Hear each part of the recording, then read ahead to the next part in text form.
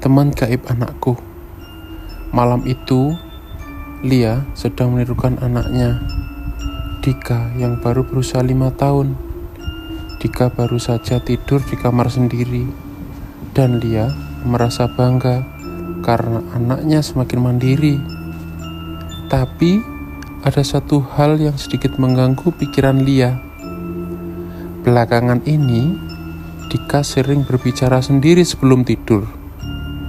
Ketika ditanya, Dika hanya menjawab, "Aku ngobrol sama Caca, Ma." Lia pun menganggapnya hanya sebagai teman hayalan biasa, dan ia tak terlalu memikirkannya.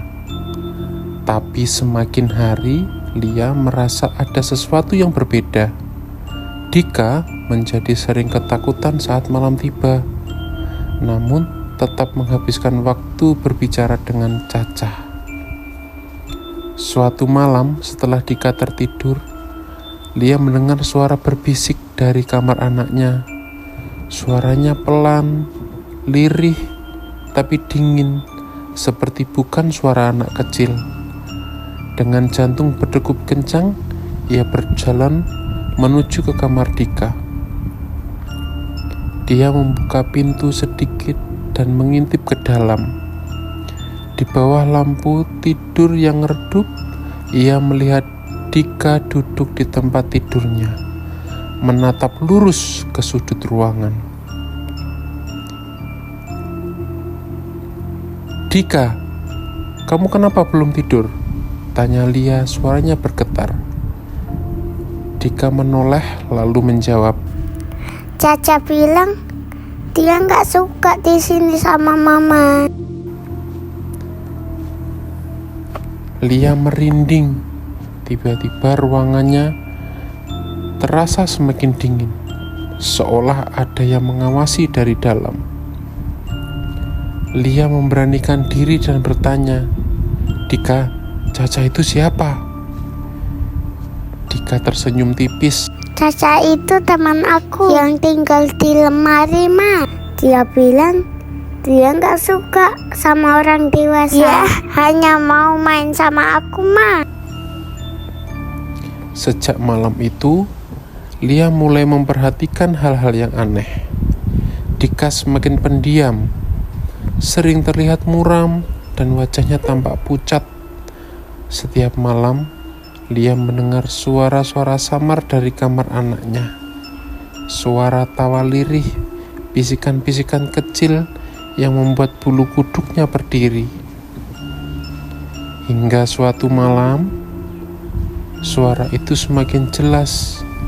Lia berdiri di depan kamar Dika, mendengarkan bisikannya semakin keras.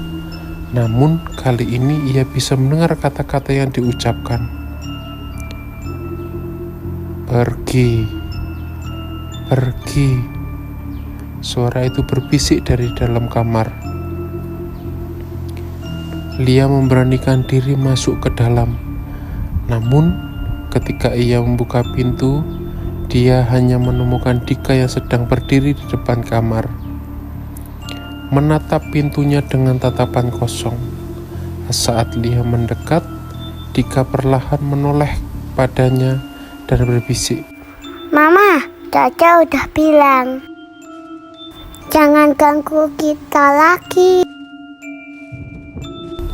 Sejak malam itu, ia mulai mencari cara untuk membebaskan Dika dari Caca.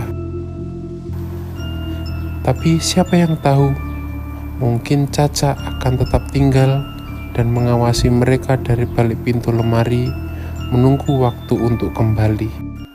Setelah malam penuh ketakutan itu, Lia tak lagi tinggal diam. Dia mencari bantuan dari seorang teman yang memahami hal-hal spiritual.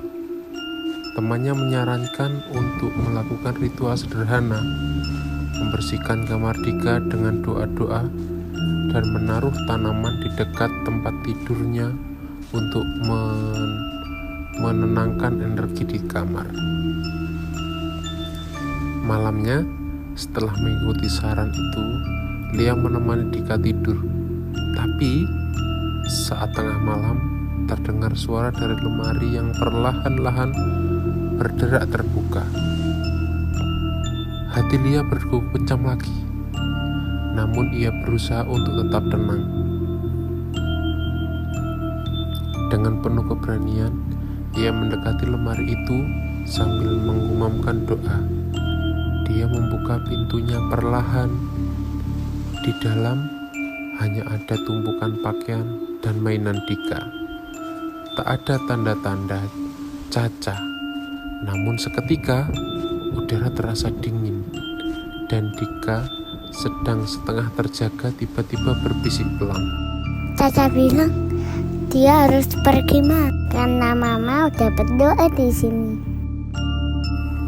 Entahlah, sampai saat ini pun masih menjadi misteri bagi Lia. Apakah memang Lia yang karena tidak pernah berdoa, ataukah memang Dika adalah seorang anak yang spesial?